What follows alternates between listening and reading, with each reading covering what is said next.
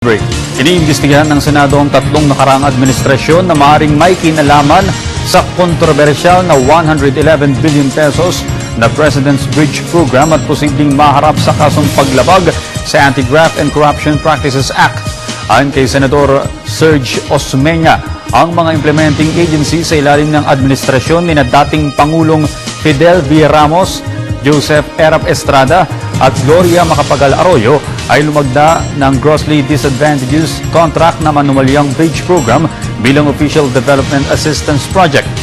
Ang mga ahensya ng pamahalaan na nagpatupad ng bridge program ay Department of Finance, National Economic Development Authority, Department of Public Works and Highways, Department of Agrarian Reform, Department of Transportation and Communications at ang Department of Interior and Local Government sa nakalipas na tatlong administrasyon.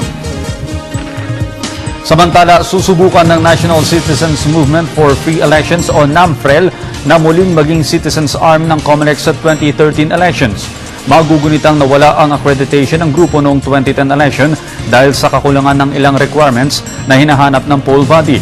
Nabatid na tanging ang Parish Pastoral Council for Responsible Voting o PPCRV ang kinilala ng COMELEC sa first nationwide automated elections bilang opisyal na citizens arm. Habang sa media naman ay naging direktang kaagapay ng komisyon ang kapisanan ng mga broadcaster ng Pilipinas.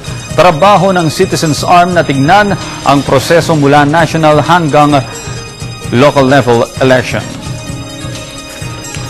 Sa iba pang balita, ipinatitigil ng isang kongresista ang pagpasok sa bansa ng mga substandard na bakal mula sa China.